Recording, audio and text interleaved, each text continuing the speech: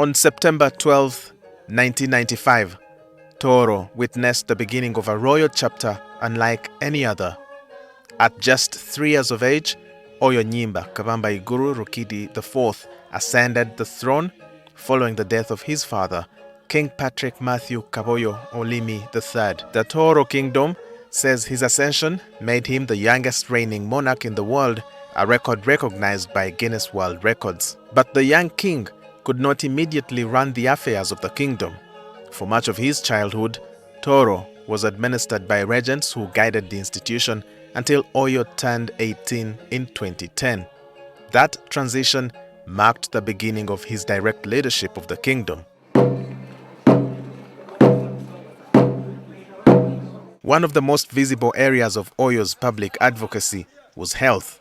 In 2016, UNAIDS appointed him a cultural champion for HIV and AIDS among young people in Eastern and Southern Africa. Obulwaire bwa slim bukyalo kandi kiswaza kusanga nibweyongera nisaba buli muntu wena anyakula hano abakuru b'edini abebezi bona nemene yatori nywena kutwara obujunanizibwa kwijuka buli muntu wena ngu obulwaire bukyalo kandi he used the platform to call for increased HIV prevention among young people and greater involvement of men in preventing mother-to-child transmission. At home in Tooro, his kingdom organized annual health camps around the Mpango celebrations, providing free services including medical consultations, eye care, HIV testing and specialized treatment.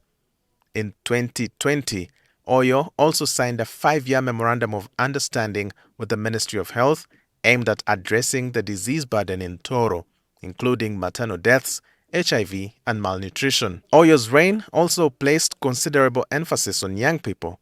The kingdom established a youth center in Muchwa, offering vocational training, while an ICT center was developed to equip young people with digital skills. The kingdom also provided scholarships to students in secondary schools, universities, and other tertiary institutions.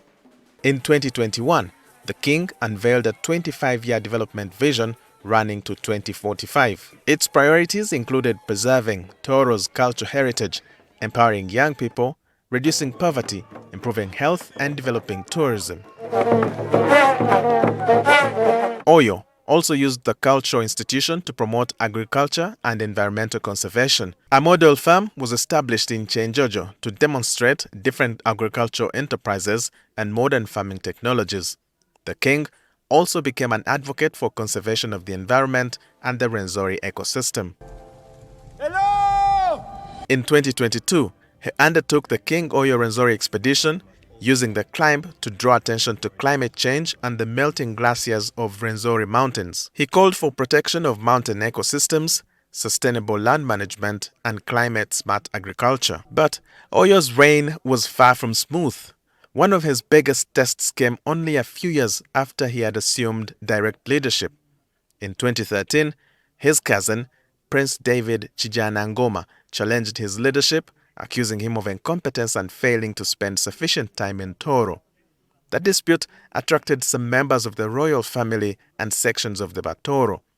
Prince David's attempt to organize alternative coronation activities was stopped by security forces, and in 2015, he was arrested and charged with criminal trespass. The dispute eventually drew presidential intervention. A committee headed by Bishop Reuben Kisembo was established to investigate the disagreements. After years of tension, Prince David declared peace with King Oyo in 2019. Then there was the long-running battle over Tooro's assets.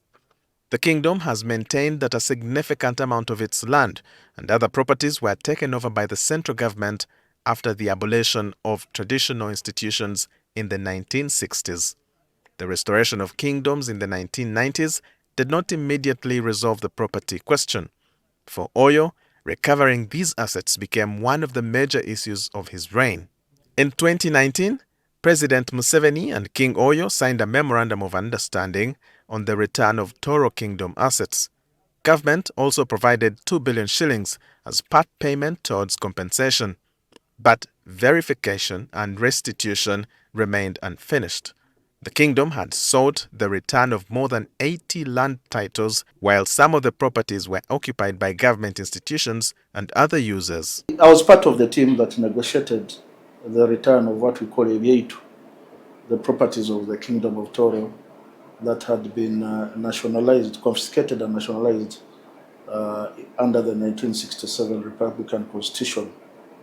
I recall the king giving us a direction and the guidance and really leadership.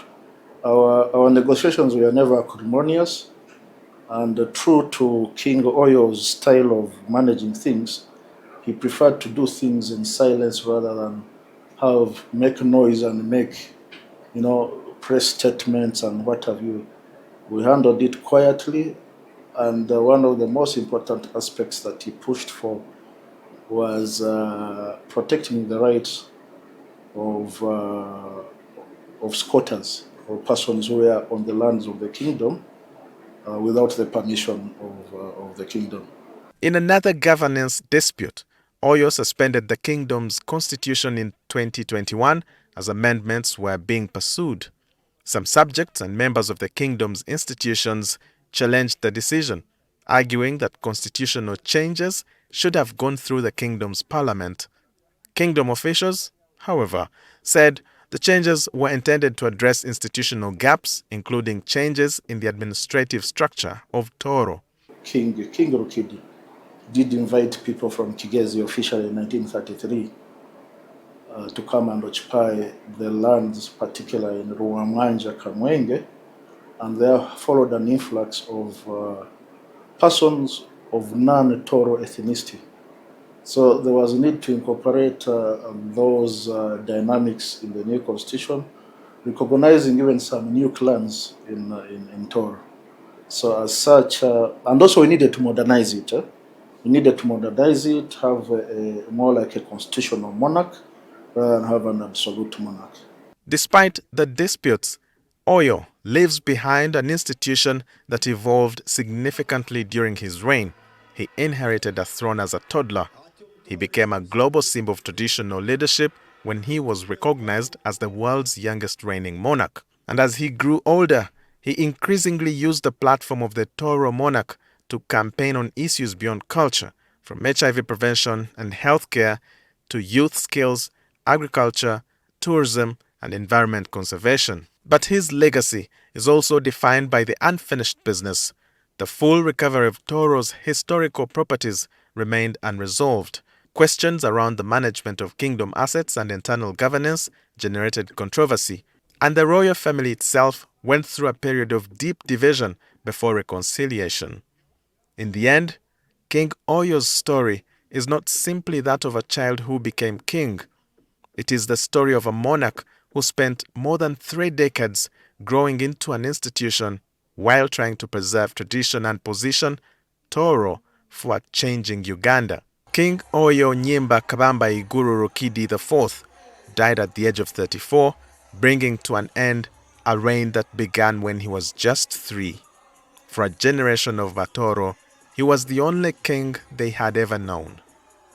Walter Mwesigye, NTV.